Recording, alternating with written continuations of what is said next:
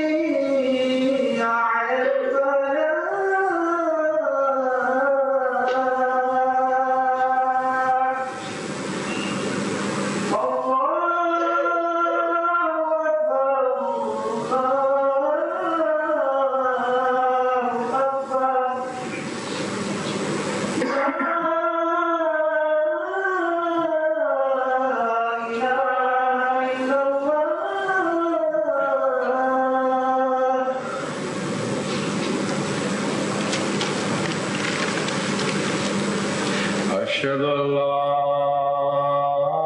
إله إلا الله وحده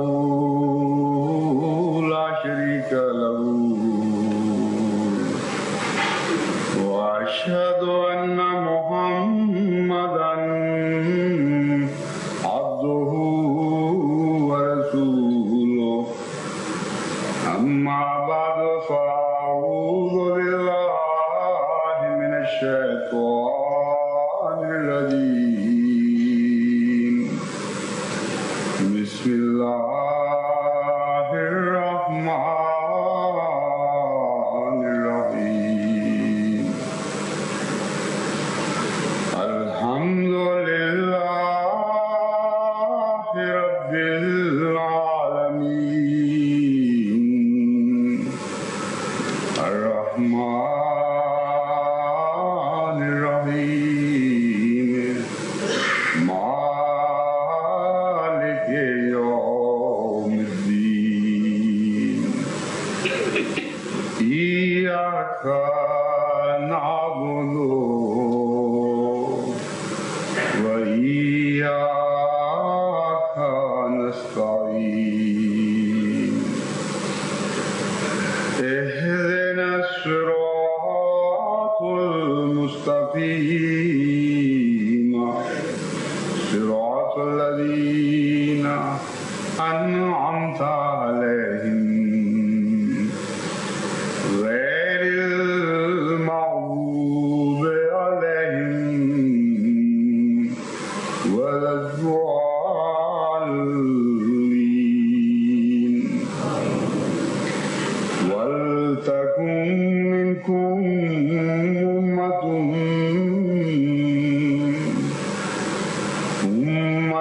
يدعون إلى الخير ويأمرون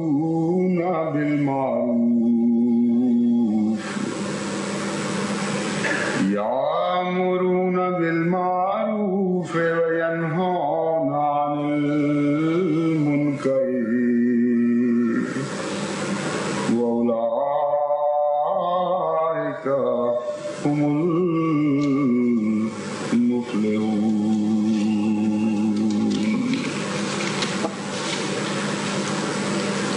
كنتم خير أمة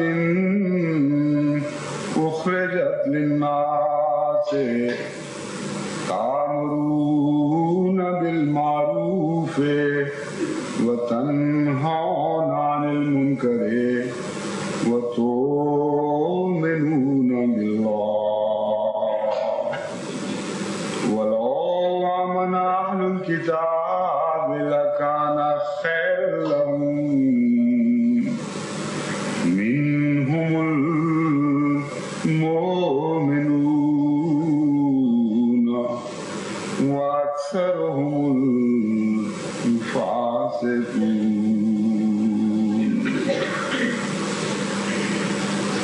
قرآن کریم کی جن دو آیات کی میں نے ابھی تلاوت کی ہے، ان میں امر بالمعروف اور نہی عن المنکر منکر کی تعلیم دی گئی ہے، اور اس دوسری آیت میں تو امت محمد مصطفیٰ صلی اللہ علیہ وآلہ وسلم کے بہترین ہونے کی دلیل ہی یہ قائم فرمائی کہ اخرجت للناس سے وہ لوگوں کی بھلائی کے لیے، ان کی بہتری کے لیے، ان کی خدمت کے لیے قائم کی گئی ہے، اور اس خدمت کی بہترین مثال یہ بیان فرمائی تنہون تامرون بالمعروف ہے کہ اے امت محمدیہ، تم جو بہترین امت ہو اللہ کی نظر میں، اس کی سب سے بڑی وجہ یہ ہے کہ تامرون بالمعروف ہے، تم اچھی باتوں کی نصیحت کرتے ہو، وتنہون عن المنکر اور بری باتوں سے روکتے چلے جاتے ہو، وہ تؤمنون باللہ اور اللہ پر سچا ایمان رکھتے ہو. ولو آمن اہل الکتاب، کاش اہل کتاب بھی اگر ایمان لے آتے تو ان کے لیے بہتر تھا. منہم المومنون واکثرهم الفاسقون، کچھ ان میں مومن بھی ہیں لیکن اکثر ان میں سے فاسق ہیں. امر واقعہ یہ ہے کہ امر بالمعروف اور نہی عن المنکر کا قوموں کی زندگی سے بڑا گہرا تعلق ہے، اور کوئی قوم بھی ان دو صفات کے بغیر لمبے عرصے تک زندہ نہیں رہ سکتی. بظاہر اس میں یہ تعلیم ہے کہ دوسروں کو نصیحت کرو، دوسروں کو بری باتوں سے روکو اور اچھی باتوں کا حکم دو، لیکن اس تاریخ کے اندر، اس حکم کے اندر ایک مخفی حکم ہے جس کا اس جماعت کی ذات سے بھی تعلق ہے جو اچھی باتوں کا حکم دیتی ہے اور بری باتوں سے روکتی ہے. اور قرآن کریم نے دوسری جگہ اس مضمون پر روشنی ڈالتے ہوئے پہلی قوموں کی ہلاکت کی یہ وجہ بیان فرمائی کہ انہوں نے یہ کام چھوڑ دیے تھے. اور حضور صلی اللہ علیہ وآلہ وسلم نے بھی مختلف تمثیلات کے رنگ میں اس بات کو واضح فرمایا کہ وہ قومیں جو نیک باتوں کا حکم دینے سے رک جایا کرتی ہیں اور بری باتوں سے روکنے سے رک جایا کرتی ہیں، وہ بالآخر ہلاک ہو جایا کرتی ہیں. ایک کشتی کی مثال دے کر آپ نے واضح فرمایا کہ دیکھو، اگر ایک ہی کشتی میں ایسے لوگ سوار ہوں جو نیک ہوں اور بچنا چاہتے ہیں، اور ایسے لوگ بھی سوار ہوں جو بد ہوں اور جن کے مقدر میں ہلاکت لکھی ہو، اگر وہ ہلاک ہونے والے کشتی میں سوراخ کر دیں تو وہ لوگ جن کو بچنا چاہیے، جو نیک ہیں، وہ ان کو باز نہ رکھیں اور ان کو سمجھائیں نہیں، تو جب کشتی ڈوبے گی تو پھر نیک اور بد میں فرق نہیں کرے گی. بہت ہی ایک عظیم الشان طرز بیان ہے حضور اکرم صلی اللہ علیہ وآلہ وسلم کا، جس میں یہ بتایا گیا ہے کہ اگر معاشرہ بد ہو رہا ہو، اگر ماحول خراب ہو رہا ہو، اور چند نیک لوگ یہ سمجھیں کہ ہمیں اس سے کیا فرق پڑتا ہے، لوگ تباہ ہوتے ہیں تو تباہ ہو جائیں۔ ان کو یاد رکھنا چاہیے کہ جب قومیں تباہ ہوا کرتی ہیں تو اس وقت پھر نیک و بد کی تمیز نہیں رہا کرتی۔ بعض عذاب ایسے ہیں جیسا کہ قرآن کریم سے پتہ چلتا ہے جو نیک و بد میں تمیز نہیں کرتے، وہ قومی عذاب ہوتے ہیں۔ اس لیے زندہ رہنے والی قوموں کے لیے ایک مجبوری ہے، اگر وہ زندہ رہنا چاہتی ہیں تو ان کا فرض ہے اپنی بقا کی خاطر وہ نیک کاموں کی نصیحتیں کرتی چلی جائیں اور برے کاموں سے روکتی چلی جائیں، اور سارے معاشرے کی اصلاح کی ذمہ داری ان چند لوگوں پر ہوتی ہے جن کو خدا تعالیٰ اس کام کے لیے چن لیا کرتا ہے۔ تأمرون بالمعروف و تنہون عن المنکر میں دوسری بات قابل توجہ یہ ہے کہ اس میں کسی مذہبی عقیدے کی تفریق کا کوئی ذکر نہیں۔ یہ نہیں بتایا گیا کہ یہ لوگ کسی خاص عقیدے کی تبلیغ کرتے ہیں اور بعض خاص عقیدوں سے روکتے ہیں، بلکہ اصلاح معاشرہ کی طرف توجہ دلائی گئی ہے، ان بدیوں کی طرف توجہ دلائی گئی ہے جو ہر مذہب کے نقطۂ نگاہ میں الا ماشاء اللہ بعض بگڑے ہوئے مذاہب کے بعض تصور بگڑ جاتے ہیں، لیکن بالعموم ہر مذہب کے نقطۂ نگاہ میں وہ بدیاں کہلاتی ہیں۔ ان باتوں کو حکم دیتے ہیں جو اکثر مذاہب کی روح سے نیکیاں کہلاتی ہیں، یعنی انسانی سطح کی نیکیاں اور انسانی سطح کی بدیاں، حقوق العباد سے تعلق رکھنے والی نیکیاں اور حقوق العباد سے تعلق رکھنے والی بدیاں۔ ان امور میں تمام قوموں کے مصالح مشترک ہوتے ہیں، ان کے مقاصد مشترک ہوتے ہیں۔ ایک ہی وطن میں مختلف مذاہب کے ماننے والے بس رہے ہوتے ہیں، لیکن یہ وہ قدر مشترک ہے جو ہر انسان کے درمیان پائی جاتی ہے، اور مذہب کا اختلاف حائل نہیں ہو سکتا اس بات میں۔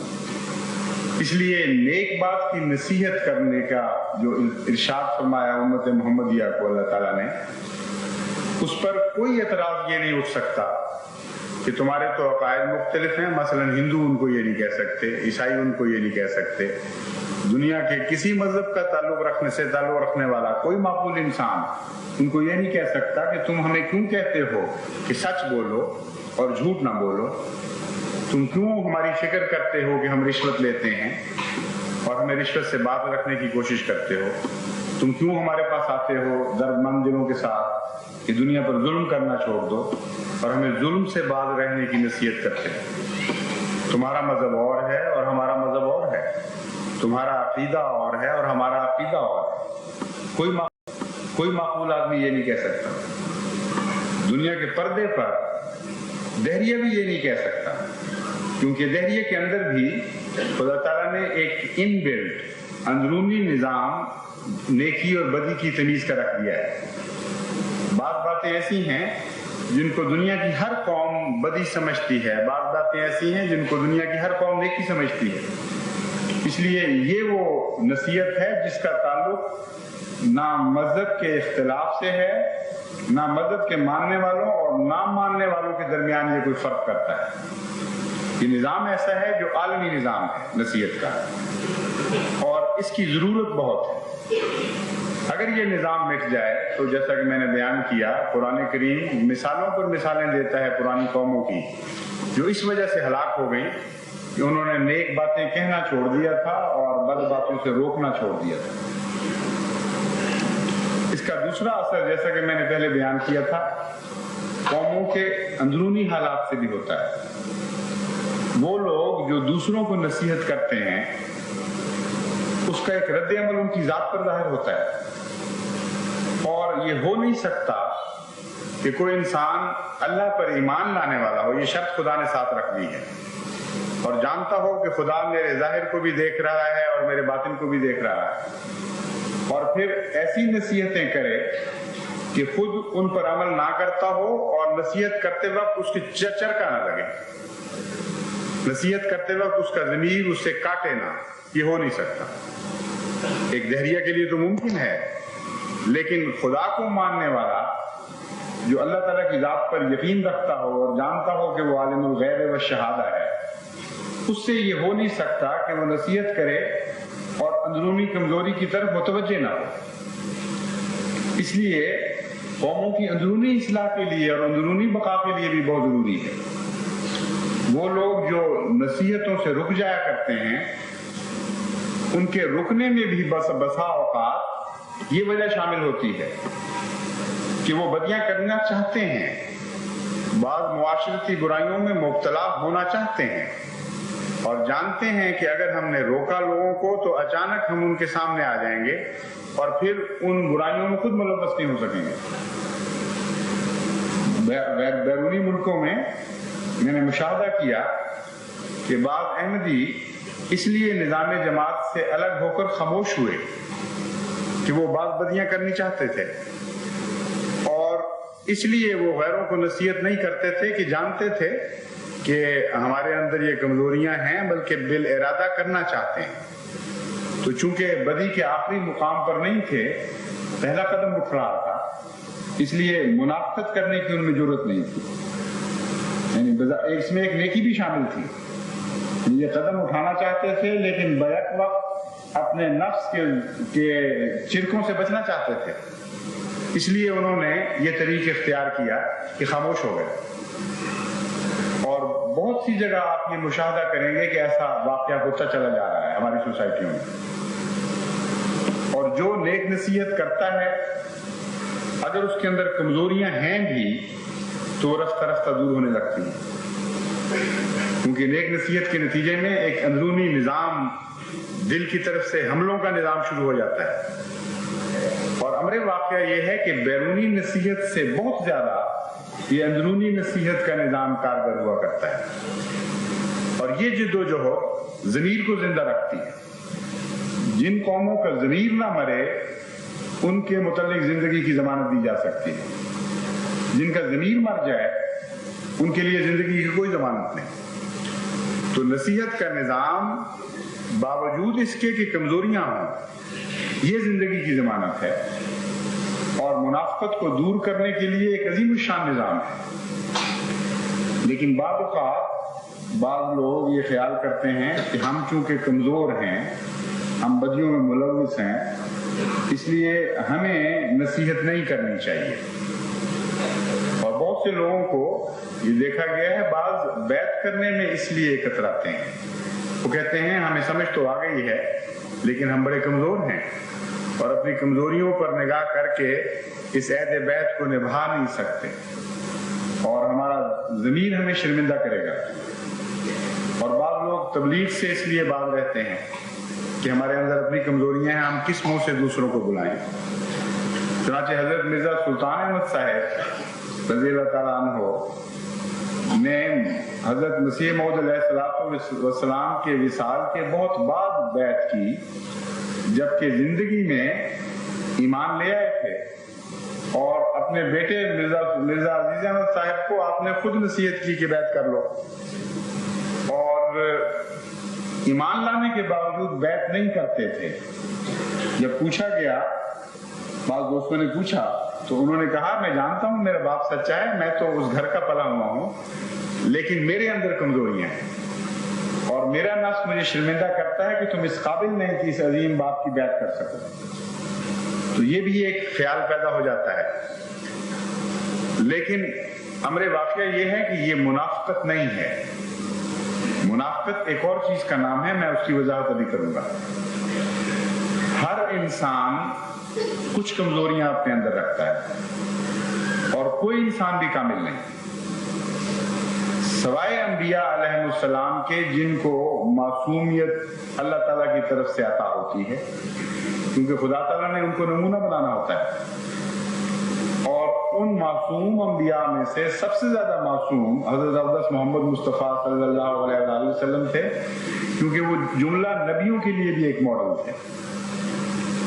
یہ تو ایک خاص خدا کے مقدس اور برگزیدہ طبقے کا حال ہے کہ وہ معصوم ہیں, لیکن خدا کے خاص فضل کے نتیجے میں اپنی طاقت کی بنا پر نہیں.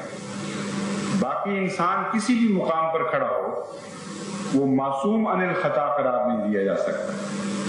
بس اگر اسے منافقت سمجھا جائے کہ ایک انسان کمزور ہو، کچھ کمزوریاں اپنے اندر رکھتا ہو اور اس کے باوجود لوگوں کو نصیحت کرے، تو پھر تو یہ آیت کریمہ سوائے انبیاء کے کسی کے اوپر بھی صادق نہیں آئے گی۔ صرف نبی ہی ہیں جو جرأت کے ساتھ یہ کہہ سکتے ہیں کہ ہم منافق نہیں ہیں، ہمارا ظاہر و باطن 100% ایک ہے، اور ہمیں خدا نے مامور فرمایا ہے، اس لیے ہم لوگوں کو نصیحت کرتے ہیں۔ اور اکیلا نبی اگر یہ کام شروع کرے تو دنیا کی کیا پلٹ ہی نہیں سکتی۔ بڑی بڑی قوموں کو اس نے مخاطب کرنا ہوتا ہے، بڑے بڑے معاند لوگوں کو اس نے مخاطب کرنا ہوتا ہے، جو نصیحت کے بدلے میں نہایت سنگین سزائیں تجویز کر رہے ہوتے ہیں۔ کیسے ممکن ہے کہ اللہ تعالیٰ انہیں اکیلا میدان میں چھوڑ دے اور ان کے ساتھیوں پر یہ فریضہ عائد نہ کرے؟ اس لیے تاریخ انبیاء بتاتی ہے کہ ایمان لانے والے تمام جان اور تمام طاقت کے ساتھ، تمام خلوص کے ساتھ انبیاء کی مدد کے لیے حاضر ہو جایا کرتے ہیں، سب کچھ پیش کر دیتے ہیں۔ من انصاری اللہ کی آواز اٹھتی ہے اور مقابل پر آواز اٹھتی ہے نحن انصار اللہ۔ تو پھر نصیحت کے ساتھ کیا منافقت کا بھی تعلق ہے؟ یہ سوال اٹھتا ہے۔ تو حضرت صلی اللہ علیہ وآلہ وسلم جو دراصل حقیقی عارف باللہ تھے اور تمام عرفان کا چشمہ آپ سے پھوٹتا تھا، آپ نے منافق کی جو تعریف فرمائی اس میں اس فرق کو ظاہر فرما دیا۔ منافق وہ نہیں ہے جس کے اندر کمزوریاں ہیں، ان کمزوریوں پر شرمندہ ہے، خدا کے حضور گریہ ازاری کرتا ہے، اس سے معافیاں مانگتا ہے، کوشش کرتا ہے کہ یہ کمزوریاں دور ہو جائیں، اور اتنے سچے دل سے ان کو کمزوریاں سمجھتا ہے کہ غیروں میں بھی ان کمزوریوں کو دور کرنے کی کوشش کرتا ہے۔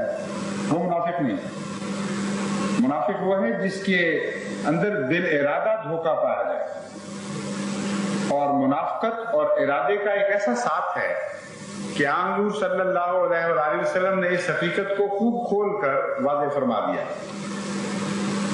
آپ نے 4 علامتیں منافقت کی بیان فرمائیں، اور ان چاروں میں ارادہ پایا جاتا ہے۔ فرماتے ہیں اربع من کن فیہ کان منافقا خالصا ومن فیہ خصلۃ منہن کانت فیہ خصلۃ من النفاق حتی یدعها اذا اؤتمن خان واذا حدث کذب واذا عاہد غدر واذا خاصم فجر۔ کہ 4 صفات ایسی ہیں کہ اگر وہ کسی شخص میں پائی جائیں تو وہ یعنی چاروں بیک وقت پائی جائیں تو وہ خالص منافق ہے۔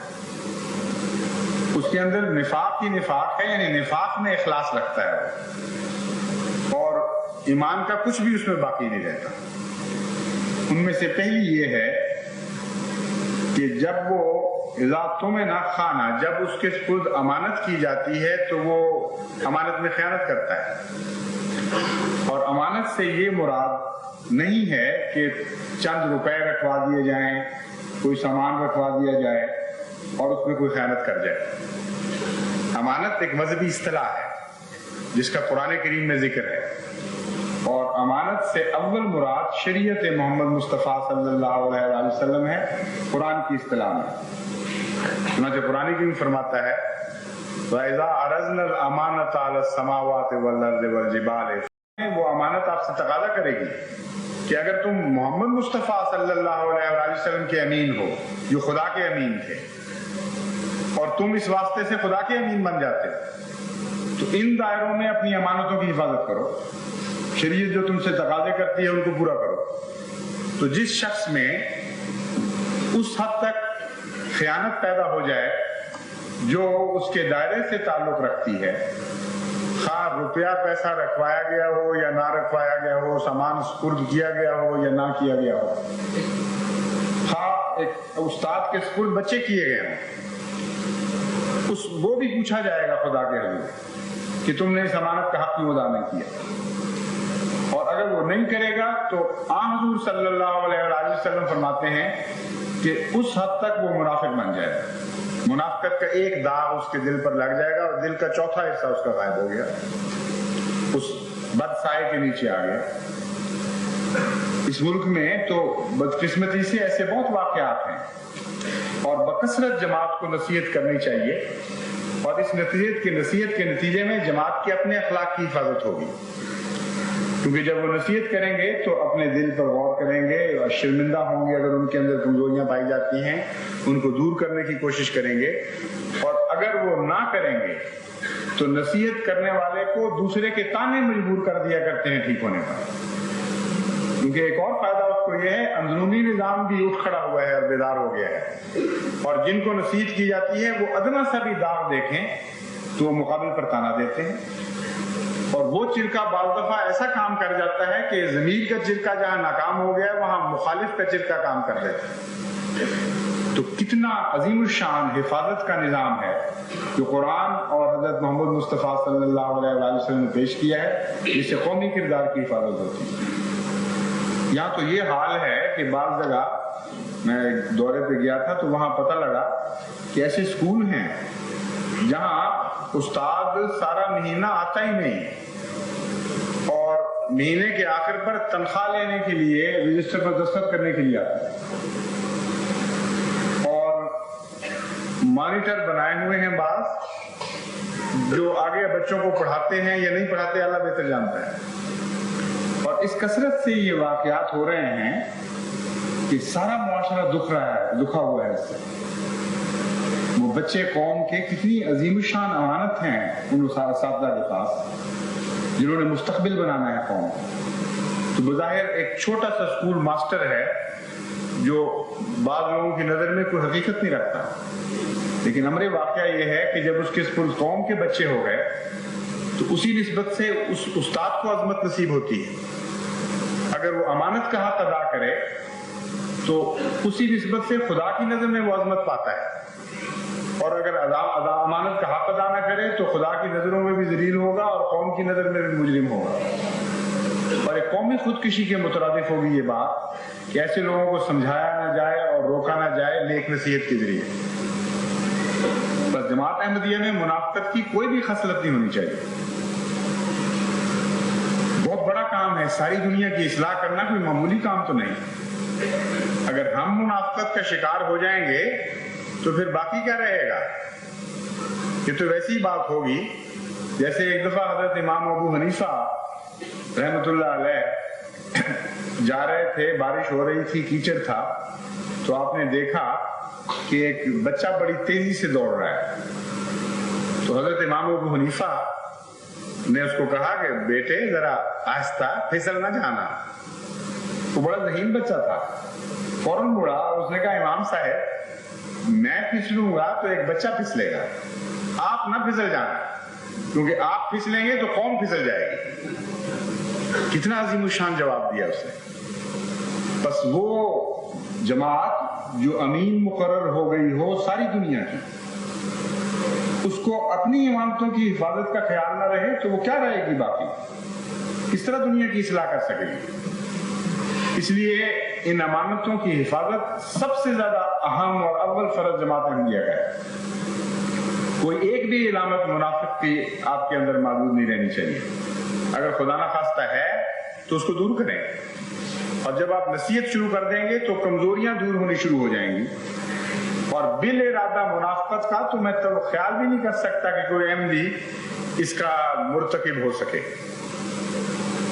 منافقت کی جیسا کہ میں نے کہا تھا دو قسمیں نظر آتی ہیں، ایک ہے مجبوری کی کمزوریاں جن سے انسان شرمندہ ہو اور نفس اس کو ذلیل کرتا رہے، خدا کے حضور روئے گریہ ازاری کرے، دور کرنے کی کوشش کرے اور مجبور سمجھے اپنے آپ کو کہ میں نے دنیا کو نصیحت کرنی ہی کرنی ہے۔ ایسے شخص کو اسلامی اصطلاح میں منافق نہیں کہا جاتا، لیکن جب بالارادہ کام کرتا ہے اور امانت میں خیانت کرتا ہے تو پھر وہ لازماً منافق بن جاتا ہے۔ دوسری علامت حضور صلی اللہ علیہ وآلہ وسلم نے یہ بیان فرمائی،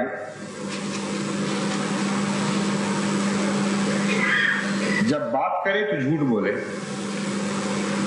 اور یہ اتنی بیماری بن گئی ہے خصوصاً پسماندہ اقوام میں، اس میں کوئی ایک ملک خاص نہیں ہے، عموماً پسماندہ اقوام میں جھوٹ بہت کثرت سے بولا جاتا ہے.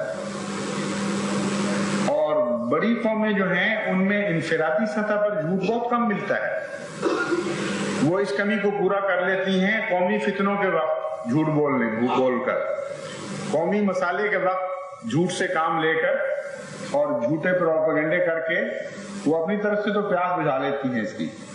لیکن جہاں تک انفرادی سطح کا تعلق، وہ بہت بہتر ہیں ان قوموں سے جنہیں ہم پسماندہ قومیں کہتے ہیں یا ترقی پذیر قومیں کہتے ہیں. اور اس لحاظ سے بھی جماعت احمدیہ پر عظیم ذمہ داری ہے.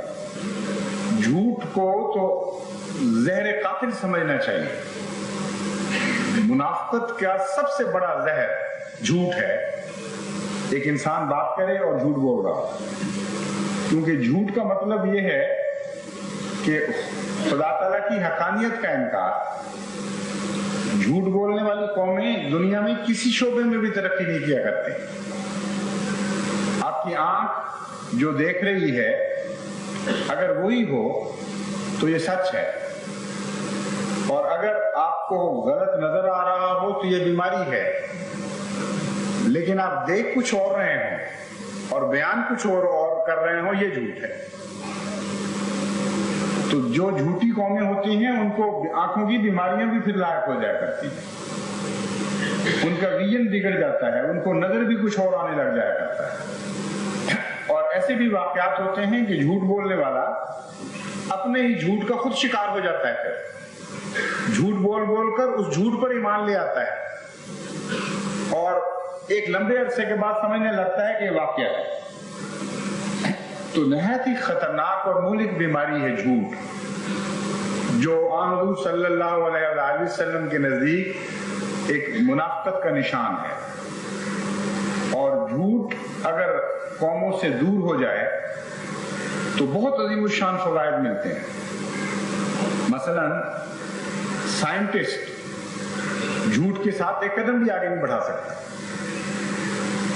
سائنٹسٹ کی ترقی مبنی ہے اس بات پر کہ خوش فہمیوں کے پیچھے نہ چلے، اپنی خواہشات کی پیروی نہ کرے، بلکہ جو نظر آ رہا ہے خواہ اس کی خواہشات کے بالکل مخالف اسے تسلیم کر لیں. دل چاہتے ایک خیال آتا ہے، ایک تھیوری، ایک نظریہ ڈیولپ ہوتا ہے اس کے دماغ میں، اور وہ محسوس کرتا ہے مجھے تلاش کرنا چاہیے شواہد میں یہ واقعتاً بات درست بھی ہے کہ نہیں. اگر وہ شواہد کو اپنی خواہشات کے مطابق چلانے کی کوشش کرے گا تو یہ جھوٹ ہے اور کچھ بھی اس کے ہاتھ نہیں آئے گا. اگر واقعات جدھر اس کو لے جا رہے ہیں ان کے پیچھے چلنے لگے تو یہ سچ ہے، اور تمام سائنسی ترقی کی بنیاد سچائی پر ہے. جہاں جھوٹ داخل ہو وہاں توہمات اور جادوگری اور فتنے اور احمقانہ باتیں داخل ہو جاتی ہیں، اور سائنس کی دنیا سے انسان الگ ہو جاتا ہے. تو سائنس کی دنیا سچائی کی دنیا ہے، اور سائنس کہتے ہیں خدا تعالیٰ کی فعلی شہادت جو نظام کائنات کی صورت میں ہمیں ملتی ہے اس کا مطالعہ.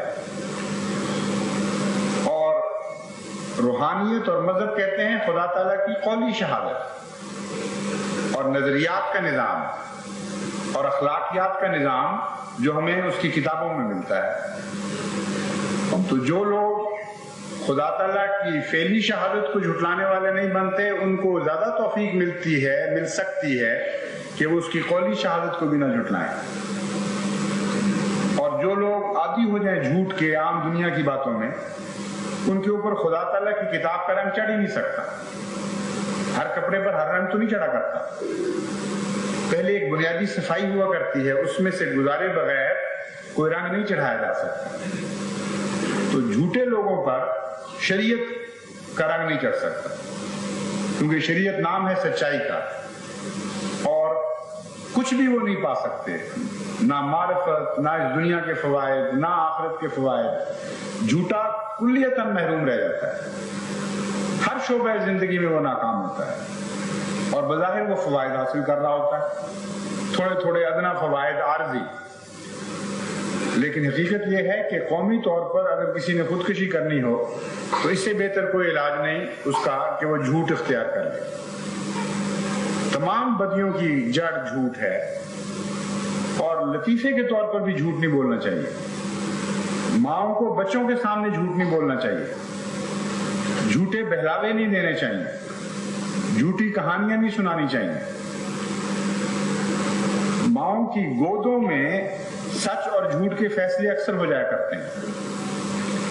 جب مائیں کہتی ہیں لوری کے طور دل بہلاوے کے طور پر کہ تم چپ کر جاؤ، ہم تمہیں ابھی مٹھائی لا کے دیں گی، اور جانتی ہیں کہ ہم جھوٹ بول رہی ہیں، تو بچے کے دل میں جھوٹ اس طرح جاگزین ہو جاتا ہے کہ جب بڑے ہو کر ان کو نصیحت کرتی ہیں وہی مائیں کہ جھوٹ نہ بولو، تو ان کا دل کہتا ہے کہ یہ اوپر کی باتیں ہیں. اندر کی باتیں وہی ہیں جو ماں کیا کرتی تھی، اور اوپر کی باتیں وہ ہیں جو کہیں کہتی ہے، اور جھوٹے بچے جھوٹی نسل پیدا ہو جاتی ہے. تو بہت اہم فرض ہے جماعت احمدیہ کا کہ جھوٹ کے خلاف ایک جہاد کریں اور اپنی سوسائٹی میں جہاد کریں، لوگوں کو بھی روکیں جھوٹ سے. اس کے نتیجے میں عظیم الشان روحانی فوائد حاصل ہوں گے اور دنیاوی ترقیات بھی اس قوم کو عطا ہوں گی. تیسری علامت منافق کی یہ بیان فرمائی، جب معاہدہ کرے تو غداری کرے. جب عہد کرے جھوٹ بول جائے، غداری کر جائے اور عہد سے پھر جائے. اور یہ ایک ایسی بدی ہے جس کے نتیجے میں امر واقعہ یہ ہے کہ تمام وہ نظام جو اعتبار پر چلتے ہیں وہ ختم ہو جاتے ہیں، اور ہماری پسماندہ اقوام یا ترقی پذیر اقوام کی تجارتوں میں ناکامی کا ایک بنیادی سبب یہ ہے کہ وہ معاہدے پر پوری نہیں رہتی. معاہدہ ہوتا ہے کسی سے کہ اس معیار کی چیز، اس ڈائمینشن کی، اس شکل کی ہم تمہیں دیں گے، اور جب وہ چیز پہنچتی ہے تو اور معیار کی، اور شکل کی، اور کیفیت کی چیز ہوتی ہے. اور بڑا گہرا نقصان پہنچایا ہے اس بدعہدی نے ہمارے معاشیات اور اقتصادیات کو. جبکہ بعض دہریہ قومیں، بعض مشرق قومیں اس راز کو سمجھ گئیں اور انہوں نے معاہدے کی پابندی کر کے بہت عظیم الشان فوائد اٹھائے ہیں. جو کہتے ہیں وہی چیز اندر سے نکلتی ہے. تو معاہدے کی خلاف ورزی میں جھوٹ بھی پایا جاتا ہے، اور جھوٹ کے علاوہ کچھ ذاتی فوائد ایسے ہوتے ہیں جس کے نتیجے میں انسان بات سے پھرتا ہے. بظاہر تو جھوٹ ہی کی ایک قسم ہے، لیکن جھوٹ سے کچھ زائد عملی شکل اس میں ایک پائی جاتی ہے. اس کو بدعہدی کہتے ہیں. اور بدعہدی بعض دفعہ شروع سے ہی نیت میں داخل ہوتی ہے، بعض دفعہ مشکل حالات انسان کو بدعہدی پر مجبور کر دیتے ہیں.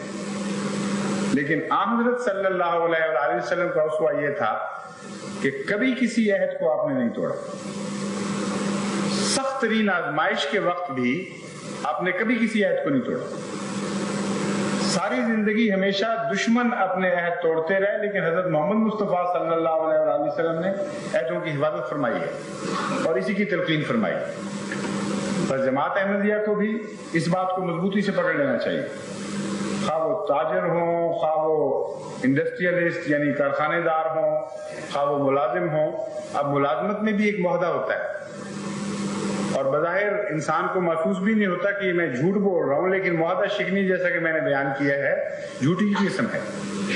معاہدہ ہوتا ہے اور وہ بعض دفعہ تحریری، بعض دفعہ غیر تحریری. توقع کی جاتی ہے بعض ملازموں سے کہ جب ہم تمہیں اتنی تنخواہ دیں گے تو تم یہ کام کرو گے. جب آپ ڈیسک سے اٹھ کے چلے جائیں گے اور وہ کام نہیں کریں گے، جب بہت سب آپ گپوں میں لڑا دیں گے، تو جھوٹ تو نہیں آپ بول رہے لیکن بدعہدی ضرور کر رہے ہیں. اور عملی جھوٹ کی ایک قسم ہے بدعہدی. اس لیے حضرت صلی اللہ علیہ وآلہ وسلم نے اس کو جھوٹ سے الگ بیان فرمایا، کیونکہ اس کا دائرہ بعض جگہ مختلف ہو جاتا ہے.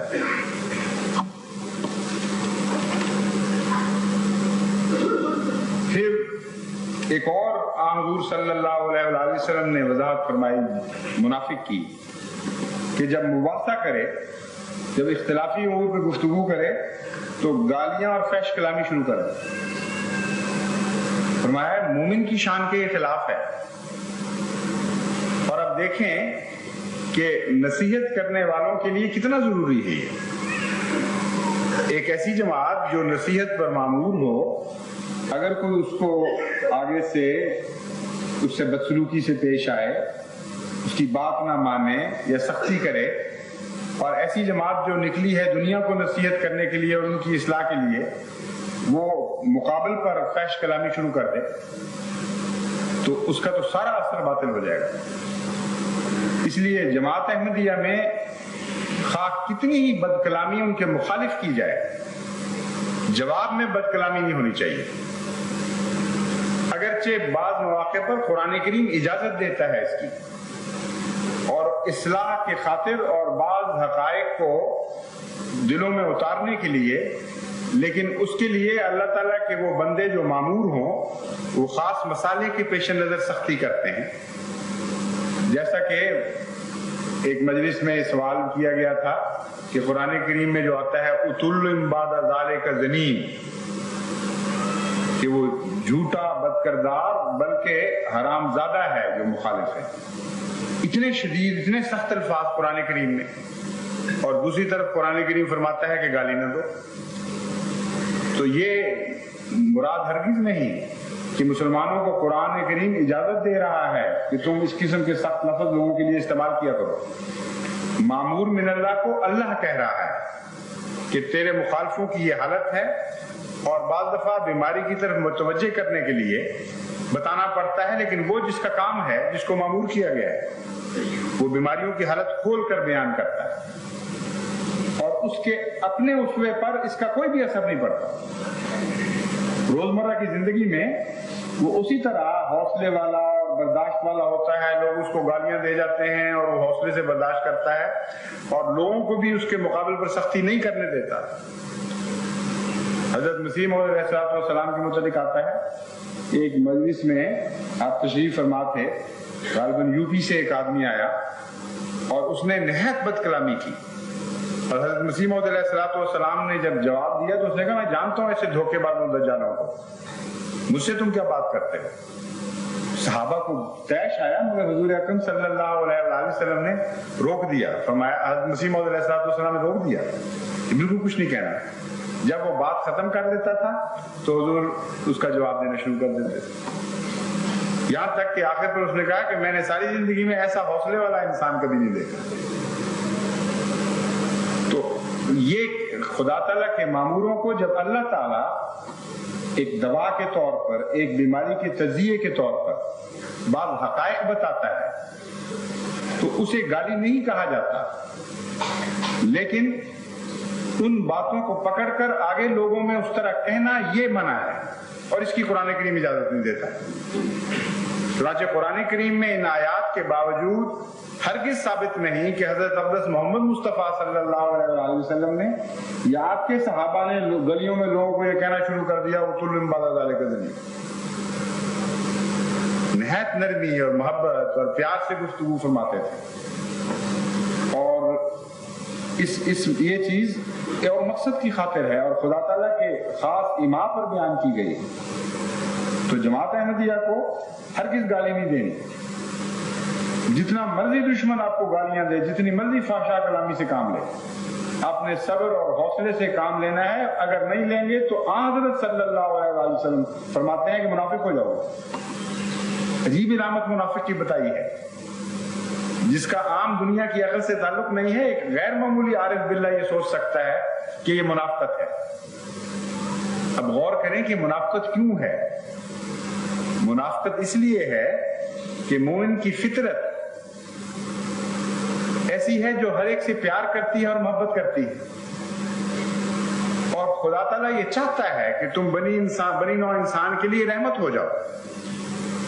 اور جو شخص رحمت ہو جاتا ہے اس کی زبان اس کو چرکے لگائے اور دکھ دے یہ ہو نہیں سکتا. اس لیے وہ اپنی ذات کا منافق ہے، اپنے اندرونے کا منافق ہے. جب وہ زخم لگاتا ہے غیر کو تو اپنی اس فطرت پر زخم لگانا ہوتا ہے جو خدا تعالیٰ نے اس کو عطا فرمائی ہے اور جس کی اس سے توقع رکھتا ہے. تو اس لیے دنیا میں کوئی بھی منافق ہو ہمیں وہ بھی پسند نہیں، لیکن جماعت احمدیہ بہرحال منافق نہیں ہونی چاہیے. اور جہاں منافقت کی یہ 4 صفات آپ دیکھیں وہیں نصیحت اور محبت اور پیار کے ساتھ ان کو دور کرنا شروع کرنا، کیونکہ جس حد تک منافقت دور ہوتی ہے معاشرے سے اس حد تک وہ حق کو قبول کرنے کے قریب آتا چلا جاتا ہے، جس حد تک منافقت بڑھتی چلی جاتی ہے اس وقت تک وہ حق کو قبول کرنے سے دور ہٹتا چلا جاتا ہے۔ اس لیے یہ ابتدائی 4 قدم ہیں قوم کی آخری اصلاح کے لیے۔ اگر یہ قدم آپ نہیں اٹھائیں گے تو آخری اصلاح ممکن ہی نہیں ہے۔ اور میرا مخاطب ایک احمدی پاکستان کے احمدی نہیں ہے، میرا مخاطب تمام دنیا کے احمدی، امریکہ کا بھی، افریقہ کا بھی، انگلستان کا بھی، اسپین کا بھی، چین کا بھی، جاپان کا بھی، کیونکہ ہر ملک میں یہ 4 بیماریاں مختلف سطح پر پائی جاتی ہیں۔ بعض جگہ پالش کی گئی ہے، جس طرح کڑوی پل یعنی کڑوی گولی کے لیے اوپر پالش کر دی جاتی ہے میٹھے کی تاکہ پتہ نہ لگے، تو بعض قومیں نہایت بیہودہ کلامی کرتی ہیں ایک دوسرے سے، لیکن نہایت مرصع زبان میں، بڑی سجی ہوئی زبان میں۔ جیسے یو پی میں جب تہذیب نے ترقی کی تھی تو بڑی تہذیب کے ساتھ گالیاں دیتے تھے ایک دوسرے کو، بڑے ادب کے ساتھ، کہ جناب والا آپ کی شان میں گستاخی نہ ہو تو میں عرض کروں گا کہ آپ بڑے خبیث فطرت انسان ہیں، تو چاہے آپ لپیٹ لیں گالی کو، مرصع کر لیں، پالش کر لیں، میٹھا بنا لیں، گالی تو گالی رہے گی۔ اس لیے جماعت احمدیہ منافقت کی ہر قسم کے خلاف نصیحت کا جہاد کرنا چاہیے۔ اگر آپ یہ کریں گے تو قرآن کریم آپ کو خوشخبری دیتا ہے کہ کنتم خیر امت اخرجت للناس، تم ہی وہ بہترین امت ہو جس کو میں نے زمانے کی اصلاح کے لیے اور اس کے فوائد کی خاطر پیدا کیا۔ اس سے عظیم الشان مقام کیا ہو سکتا ہے کہ ایک جماعت پر خدا کے پیار کی نظریں پڑ رہی ہیں اور فرشتے یہ تحسین کے کلمے کہہ رہے ہوں کہ ہاں تم ہی وہ بہترین امت ہو، ہاں تم ہی وہ بہترین امت ہو، ہاں تم ہی وہ بہترین امت ہو جو محمد مصطفیٰ صلی اللہ علیہ وآلہ وسلم کی غلامی میں دنیا کے فائدے کی خاطر پیدا کی گئی۔